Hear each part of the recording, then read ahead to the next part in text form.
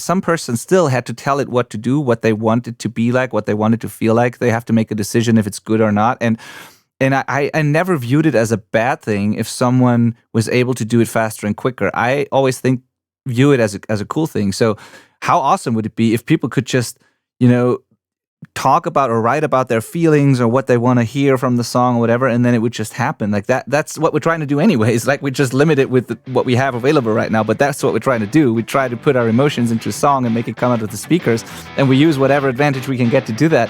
And so I actually think it would be awesome to just have a machine buddy who would help you with that. This is the Self-Recording Band Podcast, the show where we help you make exciting records on your own, wherever you are, DIY style. Let's go.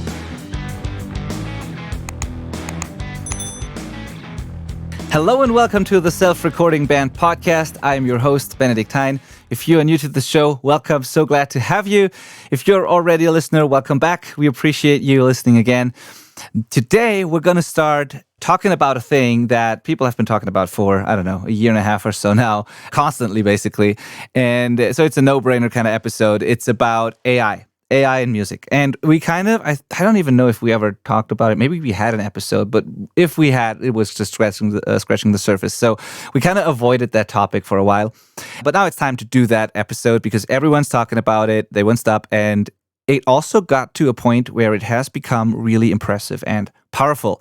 And I'm mainly interested in hearing my friend and co-host Malcolm's thoughts on this, because I clearly didn't do as much research as you did, Malcolm. So yeah, welcome to the show, Malcolm. Glad to be doing this with you again, and I can't wait to dive into the whole AI topic today.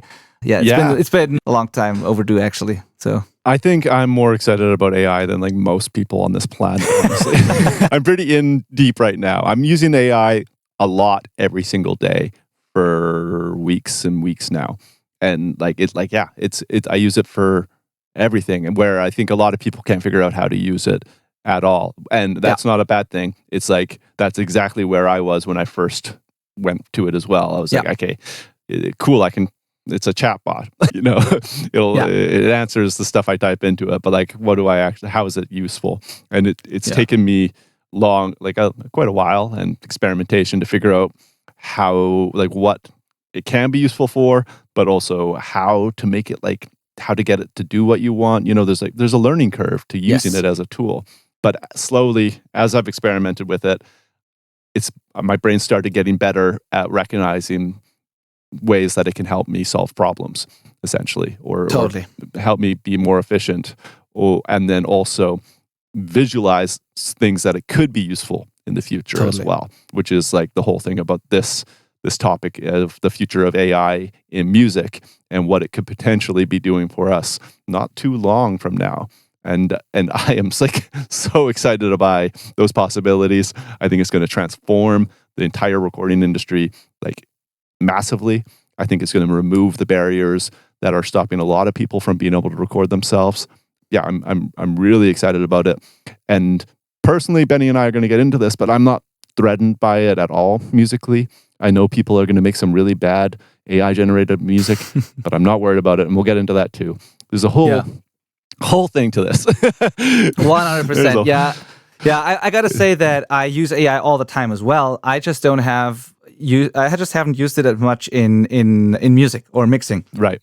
Yeah, I looked into that world of it for sure. Yeah, exactly. So I'm using it all the time. So in both my businesses, in personal stuff, personal life, everywhere, I use it all the time, and it's freaking amazing. It freed up so much of my time. It makes things so much more efficient. It got rid of a lot of the grunt work that I used to have to do manually, and I love it. And as you said, my brain got way better at noticing things that could be done by AI versus having to do them myself. So I use it all the time. I just haven't looked into it much when it comes to music and art in general, the music space especially. And aside from plugins, but we got into this. There's a couple of things I've used. But so what we're going to be talking about is the current state and future of AI in music and rock music in particular, because I think there's a difference right now. At least there's a gap between what it already does in other genres versus what it does in rock music, or how many people apply it there, what it can and can't do, where things are going, or we think they might be going. We cannot predict the future, but we can speculate. And whether or not we need to be afraid of it, like you said, Malcolm, we're going to discuss that as well. And so, yeah, let's talk about where it, like, what do we start with? Should we talk about where it is right now, or should we talk about our general sort of thoughts on it and whether or not we were afraid of it? Maybe general thoughts, because I think it is so polarizing, and I totally understand why. Because there's already some terrible things that like people are using AI for that I can't even I'm just like, wow, those people suck. Why would they do that? But that's the same with anything, I guess, And then of course the music industry is literally the most notoriously scared section of people when it comes to advancements in technology. And we can look back all the way to radio coming out. When radio became a thing and they started wanting to play songs on the radio, the musicians didn't want it. That was the common stance of musicians everywhere, was like, no, because then nobody's going to come see me play live. Like, live music will die. What do they know? Like, they just couldn't see that the radio was going to make them famous, and actually give them an industry. Like, radio was a good thing. Even recording in general, they were scared to be captured, and that would take away from their jobs, which obviously that's the entire point now. Multi-track recording, like the invention of digital recording, there was huge pushback and delay on embracing that. Like pitch correction, editing, all of these things where musicians seem to naturally be scared of, and then eventually realize, oh, this actually makes things better. We should, we should probably get on. And like streaming and downloading music online, that's the best example, because I think people still think it's bad, and I understand why.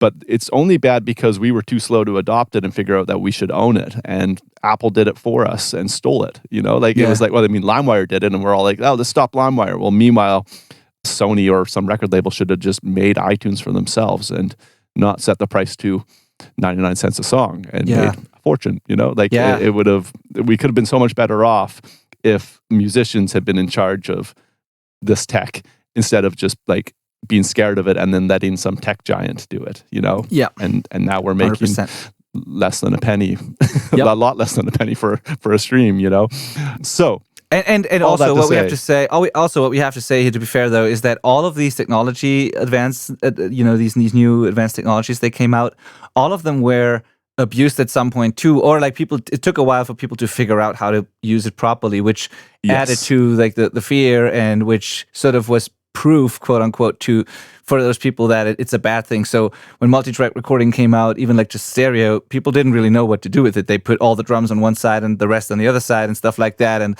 it took a while for them to figure out how to properly use it.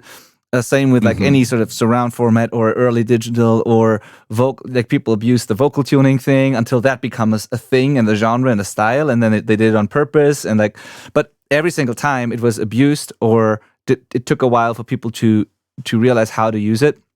And so that added to it. And it will be the same thing here. There will be terrible AI music, but then there will be people who will figure it out how to figure out how to use it in a cool way. Yeah. And it's the same thing, as they always say in business as well. AI is not going to take your job, but someone knowing how to use AI will. That's the thing, right? So it still takes skill in a person to operate it properly and engineer the right prompts and have the taste to actually be able to tell if the result is good or not. So that won't go anywhere anytime soon. But there will be people who make stuff faster, quicker, more efficient, and actually maybe even more creative for various reasons than people who refuse to use it. So absolutely, and I'm going to plug my YouTube channel here because this is something I'm going to be exploring deeply on there and already have been. And namely, my latest video, I'm talking about how I think it's actually going to make it more natural and more human than recording has been in a long time. And I'll explain that statement a little bit later when we're in that section of this chat here. But how we use it's going to kind of determine everything. And I think there's definitely people listening to this right now that are strongly opposed to AI, and that's totally fine. I am trying to convince you otherwise, but I do want this. It's going to be a debate, and people should have like differing opinions, and there's probably really good reasons for why I should be more cautious about AI that I haven't been exposed to yet. So I just want that disclaimer out there. It's like, this is our opinion, but there's so much more to this than what we know. Of course, there is. 100%. So, like, be open to what we're saying, but unfortunately, we can't hear you talking back to us on a podcast. Yeah, exactly. And if so you we have don't know. But if you have any thoughts on this, as always, feel free to comment below. Feel free to send us an email. Feel free to post in our Facebook community. We love to hear your thoughts on this, because this is really, we can all just speculate and we can share our experience with what is available right now. But I'm happy to have a discussion there. This is not we're not telling you how this all works and where this is going to go. We're just telling you what we think it could do and what we have done so far with it. That's all.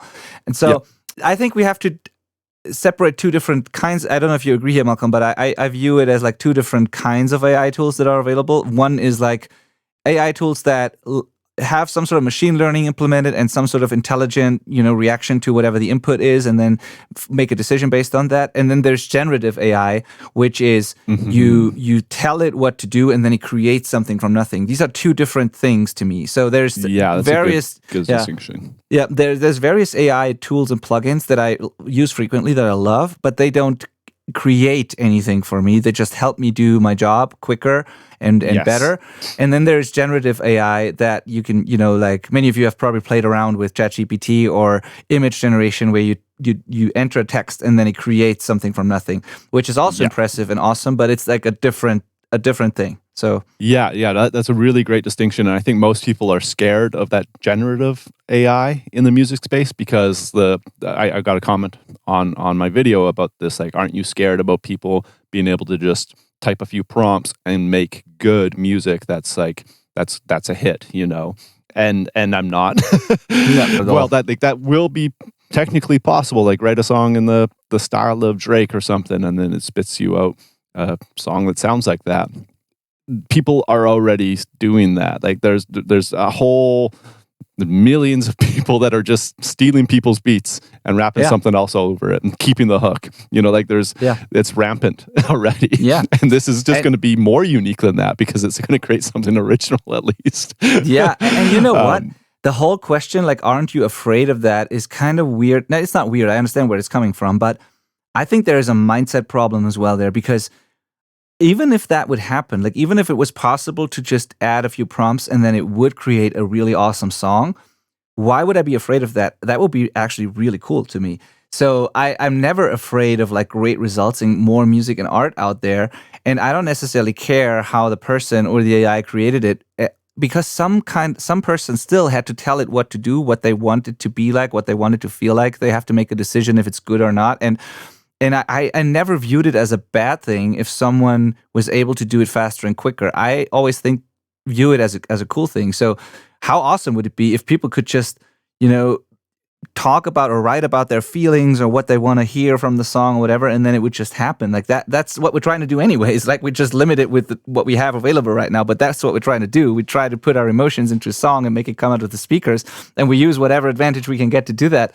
And so I actually think it would be awesome to just have a machine buddy who would help you with that. So right, I guess like the point I could see being made is like, no human is on this recording, and in that area, I actually think people are overestimating how good AI is. Like, will it be able to make a song that like does what you asked and sound good? Yes, but will you be able to like tweak it to the degree that an actual musician is going to want? Not really. Like, no. Like you're not going to be able to get that guitar tone you want in your head. It's going to give you a cool guitar tone probably, but like you can't tweak it. Like you can't grab the knobs of your amp. You can't play it differently and like decide, okay, like let's build into that chorus. Like it isn't actually better than a human ability to play. So, and not even just the tones, like let alone like the feeling, the playing, like that. Even if you could nail the tone, like every single guitar player on this planet is so different and has their own unique thing that they put into the music that AI could never do. Like, it can do something awesome, but it will never be you. That's the thing. It might be as good as you, but different, but it will never be you and your emotions, your feelings. So this is why I'm absolutely not afraid of it, because it doesn't have your brain. Even if it is as advanced as a human, it will still not be the exact same human. So it totally 100%. And at a certain point, it actually won't even be a faster tool for how granular people go when they're making the recordings and their songs. It'd be slower. It'll be able to spit out a song way faster than you. But as far as like the individual decisions, that's not going to be a real solution, in my opinion. Cool. Go ahead, Malcolm. Tell us about some interesting tools you recently discovered and used. That's the fear of AI has been discussed. But now let's talk about AI that already exists. And this is like a good, I think, point for AI not being that scary, is that the tools that already exist aren't really doing anything that we couldn't do before. They're just doing them better now and faster. So those kind of tools, like the main two that I use on a regular basis are both by Waves, are Clarity DX and Clarity D-Reverb. And one is like a noise removal. So if I'm recording a chat like this, but I'm not in a studio, so there's like traffic noise and stuff like that, it removes that from the dialogue recording in a really efficient and quite clean way without it sounding bad. And then the D-Reverb one takes the room out of the equation. If I record in an echoey room, I can combat that. Is it perfect? No, but it's pretty darn good.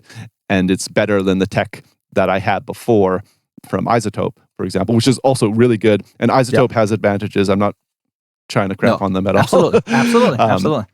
But this is like a new version of a tool that I already had. I already had tools that do this. Now I've got these AI ones that do it a little, usually better in my opinion, and definitely much easier. It's like one knob I turn. So is that taking away from the human element of this podcast if we used a tool to clean up the audio? Not in my opinion at all, right? Nope. Because it hasn't, it's just made it quicker, which is going to let us do more human things like keep chatting and having more episodes. So like that is an area that's AI just doing a better job of the things that we were already doing.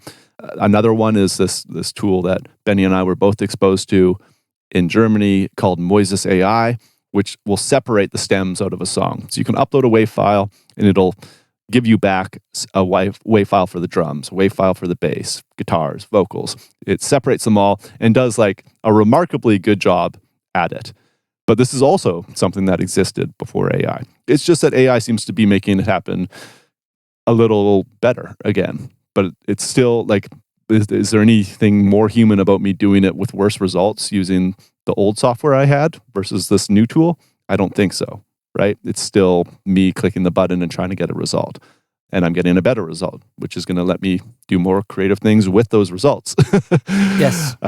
So those are like the two main ones that are existing to me right now as current tools. Is there anything that like you can think of, Benny, that you've seen or tried? Not really. There's like I also use the Clarity Waves thing. I completely overlooked the reverb one, as I said to you before we recorded this. But the Clarity VX, I use that. I tried Moises. I tried a few other of these separation tools. I'm not necessarily sure which ones of these are AI or implement some sort of AI versus which don't. Maybe all of them use some version. I don't know enough about the tech under the hood to be able to tell that. I just know that Moises does it and it's awesome. Then what else have I used? I'm sure I've used a bunch of plugins. You could argue that there are some plugins, I don't know if they fall into the category of AI, but like the smart kind of plugins like Golfos EQ or, and stuff. It's not necessarily AI, I think, but like to me, this is kind of the transition stuff between what we had before and now the intelligent tools. There's some plugins that are in between, like Soothe started it in a way, and then Golfos and a couple of these, and then Isotope, Neutron or whatever it's called, like these sort of things.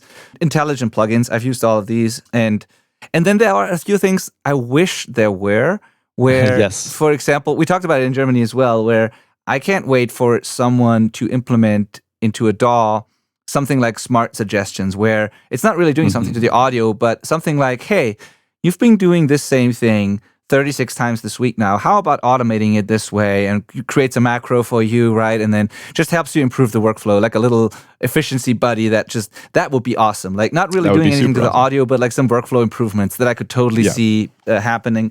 And so some of these tools I wish I would have. I do have, I think, I've got a whole bunch of conceptual ideas that I think are so exciting. Like that would just be so good. It's just a matter of time until it happens, I think. But I do want to give one kind of example that I think helps people wrap their heads around. And I think even though we're, a music recording podcast, not like a dialogue recording podcast, I think we all are familiar with how voices work. So it's a really easy example. And if you picture a de-esser, you probably used a de-esser by this point, most people anyways, and that is just going to take the S's. It's going to take those down. Now, all of these plugins right now, I think all of them anyways, don't actually know what an S is. They just are listening to a frequency range that gets louder when an S happens, and then it's turning that down. So it's not like able to understand the language that's being spoken or sung into it. It's just a frequency range compressor, essentially. That's all a de-esser is. Where an AI version of that would be able to understand the language that it's hearing, and then know, well, that word has an S noise, so I'm going to turn down that section of that word and that section. And then, if you move that to a breath, well, the AI isn't going to be looking for a certain frequency to turn a breath down. It's going to be like, that was a breath. I understand the audio I'm hearing. That's a breath. I'm turning down the breath. Only the breath. It's accurate. It's as accurate as a human would be going through and manually automating down the breaths, right? Because we can tell what a breath is with 100% accuracy. An AI that understands what a human voice sounds like in the same can also do that, where a frequency range is going to have some errors. Even a de-esser, if there's a lot of high end on a certain word, it might duck that, even though it's not an S. All those cleanups and editing tools basically are what I would really be excited about. And honestly, you saying that, I actually used more than I thought, because when I edit this podcast, and so for right now, the last couple of episodes, I've edited myself before we get a new podcast editor soon here. But what I'm using is a tool called Descript, and it's an AI-based editing tool, and I actually use it all the time now that I think of it. And what it does is exactly these things that you just mentioned. It just does it for dialogue and not for music, but it could totally be applied to music. So it automatically detects filler words. It removes the ums and ahs in one click. It detects how long the pauses are, and then shortens it to a certain, it improves the flow of the podcast basically with the click of a button. It even replaces, you can even, like, it's text-based editing. I can edit the transcript, and then the video and text follow these edits. And I can even replace things. So you can even remove a word, type in a different word. It generates my voice, it regenerates my voice based on what it learned about my voice, and then I couldn't make it say things that I never said. I don't do it because it doesn't work for video right now. It only works for audio, and we have a video and an audio version of this podcast, so everything you're hearing is actually something we said. But if it was on audio only, I could remove an entire word or whatever and put in something else and correct mistakes that way, which is kind of insane if you think about it. It's wild. but you could use those things in music totally, I think, like deep breath and stuff like that. Yeah, it's cool. Just like you have to kind of start considering AI as your human computer friend. As weird as that is. Yeah, the studio assistant who is editing stuff for you basically quicker. The more I treat and communicate with AI as a human, as an equal, the better results I get. And the more I'm able to understand what it is able to do. And so that, it's like a lot to absorb if you're not familiar with it or haven't tried it yet. Yeah. And of course, there aren't tools that will allow you to do some of the things that you could think up even, which is probably where we should go right now, into the conceptual stuff. A few more features that do exist. Rip.x Pro is like one we just recently got put on to. And I haven't even got to try it yet, but it seems to be able to do the stem separation thing. But then you could be like, okay, the vocal melody, let's change that to a guitar line, and it'll generate a guitar playing that melody, and then so that's another form of generative AI, and that could be cool because that now you can mix that with the vocal that you recorded, and just have a lift real easy. That's awesome. Dude, there's so much more that I think of now you're talking about it that I totally didn't realize. I actually tried one more thing in terms, actually generative AI, where it worked great. So what I used to do when someone sent me stuff that didn't have, someone sent me a song to mix and it only had a lead vocal but no harmonies, I would often have to duplicate the lead vocal, create fake harmonies out of that, and I still do that. To if we wanted the chorus to be bigger, and sometimes the artist just doesn't know how to come up with a harmony, they can't do it, and then they ask me for some wizardry to make it happen. And so what I did was do that all the time. Create fake harmonies with tuning and stuff like that. But I recently tried generative AI where you could, tell an AI to sing a certain melody based on like MIDI notes that you put in or like notes you tell it or like chord progression, whatever. You could say, hey, the song is in this key. I have these chords. I need backing vocals. I need like a choir or whatever. And instead of downloading a sample that 100 other people have used as well or a million other people, you can create that small part of harmonies or backing vocals, download it and import it into your session. And this is awesome to me. Like, this is really great.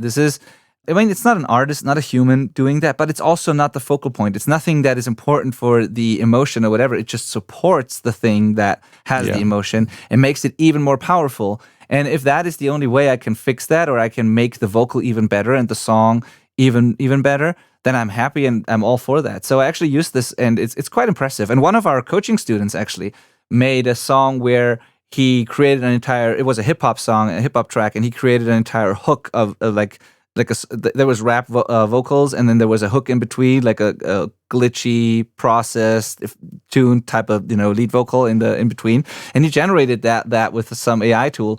And I mean, you can think about that what you want, but if you hadn't told me, I wouldn't have noticed. It would have sounded like a hip hop track with a hook on top of it, and I totally thought it was a human. So, without like having an opinion on that, you have to decide if you want to do that or not. But it's possible, and but I think for supportive stuff, like backing vocals, harmonies, stuff like that, why not?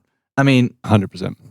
Like, we're already doing it. We're already doing it without AI. It's just going to do it better and sound more human again. Like, it actually sounds more realistic than the non-AI version that we're making it work with, where I'm just pitch shifting somebody around like crazy and tuning them really hard and stuff. Like, this could be a brand new voice added to the mix potentially, which would sound even better. Anything that helps people make the music they want to make, I'm fully down for. And again, there's going to be people that just use it to make all the decisions and aren't actually being artistic at all. They're just, it's like AI verbal garbage. That's going to happen, but like, I don't think those people are going to stand out. I don't think people are going to connect with that. And there's an argument, of course, people say like, well, but what about the, studio musicians? And there's a whole, industry of people singing backing vocals on tracks. Nobody will hire them anymore. I think the people who now use those AI tools to do it won't hire, they wouldn't hire these people anyways. It's the majority of people are the ones without, like, on a tight budget who want to do it themselves. They wouldn't hire like a professional person to record backing vocals or harmonies. And the professional productions with the budget, they will still hire people to do it. And maybe if those jobs disappear, maybe the people providing the backing vocals or harmonies, maybe they have to adapt too and use tools to make it faster, quicker, whatever. Like, things are always changing. That's just the reality of it. And again, I'm not saying it's right or wrong. It's just the way it is. And I can fight it and I can be against it, but I can't change it. So I can also just embrace it and work with it. And whenever an artist comes to me and they have a budget for real people, I'm all for that. I'll love that. The more people are involved in the project, the better it is. Let's do it. But if there's no way we can make it work and the options are either not make it at all or use an AI tool, I know I'm going to use the AI tool. Totally. That's the reality. It will shake up some people's jobs. It's a, unfortunate reality. Yeah. But I don't think it's going to be as, like, it's not going to erase the jobs that I've thought of so far. No. Like, the pro session guys are still going to be like the pro session guys. Yes. Totally. Yeah. And then final things to mention for that stuff we know AI can already do and is now able to do really, really well is like key detection, tempo detection.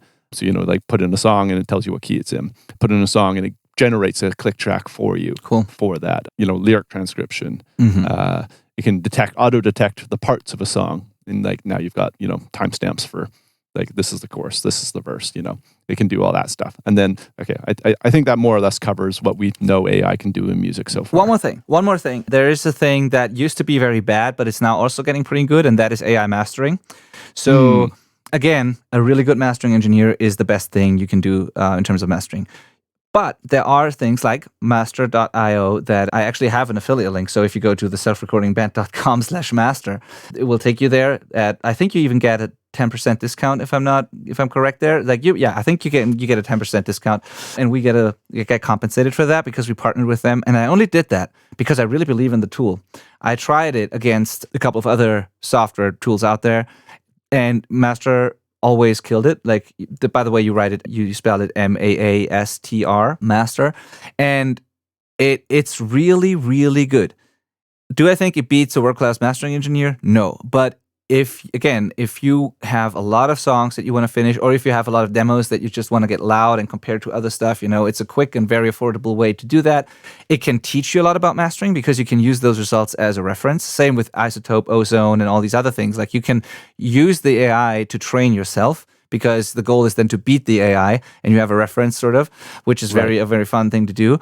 And then, and one thing again is that even if it nails it and it sounds awesome, there's more to mastering that AI just can't do, which is, the sequence of the record, there's a couple of things that a mastering engineer does that can only be done through communicating with the artist. There's like a certain feel to the flow of a record that someone has to do. There's a quality control. Someone still has to listen to it and be like, yep, that's good, or no, that's not good. So it could be something that speeds up the workflow, but it doesn't replace the engineer. Right. But I think that's one more thing we need to add here, because it got to a point where it really works well. And as much as I love mastering, there is one world where I really think the AI mastering is actually really cool that I saw somebody do, and it was like this band it wasn't Master, but it was a different one. I can't even remember which one, but they had a shared account on there, and they were all making demos and uploading it to there, and it was automatically just kind of giving them a rough master, so that when they listened to it, all the tracks were kind of equally loud, and so they could just like go through all their collective song ideas kind of at a uniform volume, and just kind of, because none of them were good enough to know how to do a rough master even. They're just like barely managing to get recordings done, So it kind of just created this like shared platform with like, hey, this is listenable, let's go, which is good. Yeah. Again, and such a good teaching tool. I use it in our coaching program all the time. So we have a mastering action plan there, or we teach people to do kind of a DIY quick mastering thing, because mastering is really advanced and not the first thing you should learn as a self-recording artist. But we help people get their stuff release ready, right? So that's part of it. And what we always do is, like, when they submit their first masters, like our students, I will always take their mix, send it through an AI tool, Master, and then we'll send it back to them, and we'll see if they were able to beat the AI master. And if they weren't able, then the goal is to beat it. And then we have this reference, and instead of me having to master all these songs all the time for all the students, which would be impossible, it's a coaching program and not, they're not hiring me as a mastering engineer. So instead of doing that, I can quickly run all those things through the AI, see if it reveals any problems with the mix, see what it sounds like once it gets loud, helps them get a reference for their own masters. It's such a great teaching tool as well. So totally, 100%. And I mean, like, back to Moises with the stem separation, where you can put in a mix and it gives you all the multi-tracks, not all the multi-tracks, but it gives you multi-track stems back. Then you can listen to the drums that, John Bonham laid down with just the drums. And you're going to learn way more about how those drums actually sound in that context. Like, or the guitars, like it gives you a way to look deeper into a mix and learn more about those individual stuff, and you'll discover all sorts of stuff. It's pretty cool. Okay, now the conceptual stuff. This is the things that, as to the best of our knowledge, don't even exist yet. But that's the most exciting part, because like I said, music's going to be notoriously slow to adopt this, too slow. And like, honestly, the first person that does this and shows an aptitude for like really implementing, I should say, specify that a little differently. The first DAW that really can showcase that they're investing heavily into implementing AI into their DAW framework, I'm switching like immediately. Like, if that's not Pro Tools, I'll be moving to whoever it is, as long as there's still like an audio first DAW, not like an electronic music first DAW, because that's my work, that's my world. But DAW implementation. And it shouldn't be gimmicky. It should still be a DAW with all the features that we used to, plus the AI thing. Because the danger is that they make something gimmicky where it's like nice but not really useful, because you don't have all the other stuff anymore, right? So 100%. Yeah, I'm not looking for the first DAW to implement an AI tool. I'm looking for the first DAW that's like able to communicate to me that is their future. And that they're building that in a serious way. That's what I'm looking for. And that'll become clear. And there's one more thing about AI that a lot of people don't know that we need to explain first. And that is that AI can be communicated with verbally, not just through text anymore. So you can talk to it like a human being, and it will give you back the information that that you're asking for, essentially. So ChatGPT is the one that I've used that it has implemented this, and on my phone I can click a button and it starts a voice chat with it, And then like, I can't really explain how good this is for me because I'm the worst chef in the world. I'm a really bad cook. I don't know how to explain it, but like how recipes are communicated online with food blogs like is the opposite of my learning style. I can't make a recipe from a web page. It's just like I'm scrolling all over the place. It's not formatted in a way that works for me. And there's I like it's like literally one of the most stressful things for me is trying to cook from a recipe online. This though, having my phone sitting on the countertop and I can ask it questions or like communicate it just like it's my wife helping me cook something beside me, because Beth is a much better cook than I am. Like it's a total game changer. Like it's literally like I have this little like chef beside me just talking me through it, and I communicate it in a totally human way, which is so insane. It's so insane. And I am making some damn good food, guys. Damn good food. I'm getting way better at cooking. Awesome. It's transforming me in the kitchen. And it's all just this little chat bot. But it's the interfacing verbally that is the difference, right? If I had to stop and like type in a question and wait for it to like populate and then read that, and like it would be the same as the food blog. Yeah. But the fact that I can talk to it and it talks back to me is like, that's my learning style, I guess. Like that's way more effective for me. And that is going to be the reason I'm bringing this up, because I can see how you're all wondering how me cooking has anything to do with music, is that I think verbal interfacing with our DAW is the most exciting thing in the future of music recording. Yes. And I think that is what is going to change. That's what's going to get pros on board, I think. Yes. And then that's going to trickle down. Because if I am recording guitar myself and I don't have an engineer and I have to run Pro Tools and my guitar and stay in tune all at the same time and then comp and stuff, like it's really hard, and your arms end up the spaghetti mess while your like Les Paul slides off your lap, and it's like it's super tricky, and then you end up with a sore back because you're like leaning in all these different directions. But if I could just say, hey, do you mind going back to the first, like to the start of the song and punching me in there? I just want to try that again. All right, that was pretty good. Let's try punching in on the verse now. Like I'm just talking to my DAW as if there's an assistant engineer in the chair.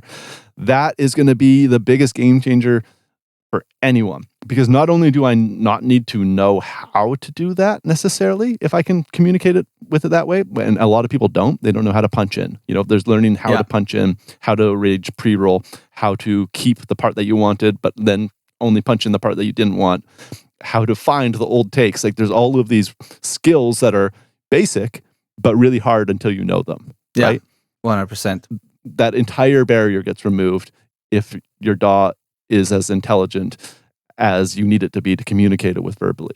Like it's going to be beyond massively transformative. It'll just make anybody's going to be able, if they can play their instrument and plug in a mic and not screw up the gain, which I could also fix the gain thing. You're going to be off to the races, and I can't wait for that. That'll be amazing. Yes, 100%. Yeah. So yeah, absolutely. So this is what I'm looking forward to as well. I think we can sum it up by saying that we're definitely not afraid of it. There is a lot of really cool tools helping us already that you can absolutely use without taking away from the art or the emotion or anything like that. We gave you a couple of use cases, a couple of do's and don'ts, and it still requires skills. And we're looking forward to the future of that very much. So I think what we should do is put in the show notes a couple of these tools to help you to help you find these, and then, play around with them yourself. And if you have any that we haven't mentioned, please let us know in the comments. Please reach out. Please post in our community. And absolutely. If you want more conceptual ideas of where I think AI could go, I've got a video on my YouTube channel. Just my name, Malcolm Owen Floods. That's the channel. And I did a pretty deep dive on all of these different ideas that I think could come up. Too deep to go into for what we've got available for time right now, unfortunately. Yeah. But I think this gives you a really good overview of like where AI is at and how it could be used. Yeah. And maybe we can do a part 2 at some point in the future as well. Yeah, right? I would love that. Yeah. And it's changing so rapidly. We'll have entirely different things to say by then. Yeah, exactly. All right. Thank you so much for listening. Talk to you next week. See you next week. Thank you all. Bye.